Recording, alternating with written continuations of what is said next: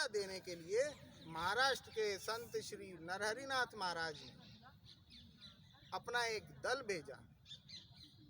उन्हें सरदार की प्राप्त नहीं हो रही थी, परंतु जब यह दल पहुंचा तारीख 16 सितंबर 1763 को उज्जैन में, महाराष्ट्र की एक परंपरा है, आज भी वर्तमान में भी है, वो सिर पर तुलसी का एक पौधा रख के जाते हैं। जो पंढरपुर की यात्रा होती है उसमें हमने सभी ने देखा होगा जो परिचित है। इसी प्रकार से एक तुलसी का पौधा लेकर पैदल महाराष्ट्र से राक्षस भुवन से चल कर के वो संत समाज के जो साधु सन्यासी थे वो आए, चंदन लगाया, चंदन भेंट किया, तुलसी का पौधा दिया, तुलसी माला दी,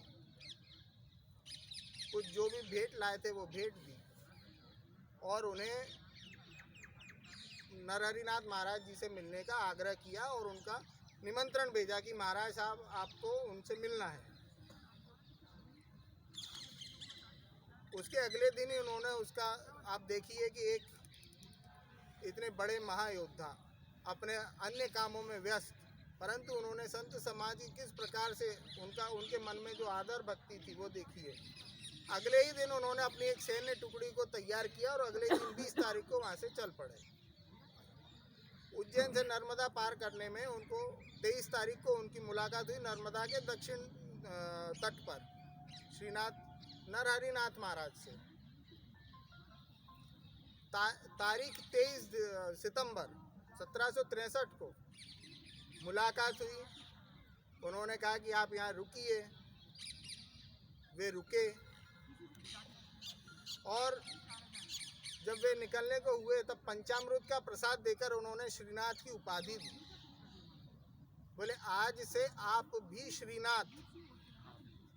यह श्रीनाथ उपाधि आज वर्तमान में भी हमारे राज परिवार के साथ लगी हुई है। 1763 के पहले के किसी दस्तावेज में इसका उल्लेख नहीं, हाँ, परंतु 1763 के दशहरे के बाद के सभी राजकीय उसमें और उसमें इसमें श्रीनाथ की उपाधि आपको मिल जाएगी, उसका उल्लेख मिलता है। यह श्रीनाथ की उपाधि जो आध्यात्मिक उपाधि है, उन्होंने अपने जीवन में कहा यही मेरे लिए सबसे बड़ी उपाधि है और अपने नाम के आगे पहले श्रीनाथ। तो ये नाथ यानी नाथ परंपरा की उपाधि जो है। इस प्रकार से जब दोनों शक्तियां मिल गईं, जैसा कि अभी अभी बताया, ब्रह्म क्षात्र और क्षात्र धर्म की जो शक्ति थी, हमने आदरणीय ढोलीबुआ महाराज का जो वक्तव्य सुना उसमें भी यही था भाव। तो ये जो दोनों शक्तियां मिलके आगे आईं, नाथ परंपरा के वे बहुत अच्छे साधक बने। अलग अलग उन्होंने जो विधियां होती हैं नाथ परंपरा की, वो उनकी दीक्षा ग्रहण की। उनके अनेक गुरु हुए नाथ परंपरा के। दत्तनाथ स्वामी महाराज तो उनके साथ ही रहते थे आजीवन। पत्थरगढ़ की लड़ाई में भी नाथ परंपरा के योगियों द्वारा वहाँ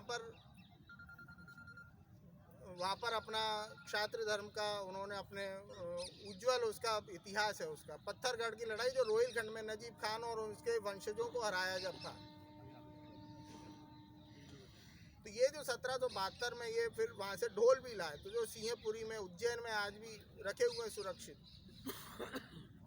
तो बहुत बड़ा आश्रम बनाया, मंदिर बनाया, दत्तात्रेय भगवान की अष्ट धातु की मूर्ति, जो मैं बड़ा सौभाग्यशाली हूँ कि मेरे रिसर्च के दौरान मैंने वहाँ पर जाकर उनका दर्शन किया हुआ। वही मूर्ति थी जो श्रीनाथ महाजी महाराज ने वहाँ पर अर्पित की थी, बना करके स्थापित की थी। प्राण प्रतिष्ठा उसकी महाजी महाराज के हाथों हुई। बहुत सी बातें नाथ परंपरा की बताने के लिए समय बिल्कुल कम है।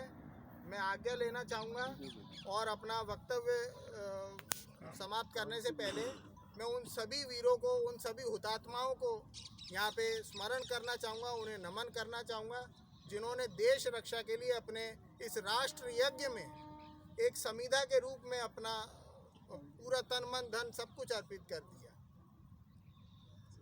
और सौभाग्यशाली तो मैं अपने आप को इसलिए भी मानता हूँ क्योंकि मेरे पूर्वज जो 10 पीढ़ी ऊपर के जो पूर्वज थे, वो श्रीमंत विश्वासराव पेशवे के शागिर्द बेड़े दीवान बेड़े शागिर्द गुजरात पथक में वो थे।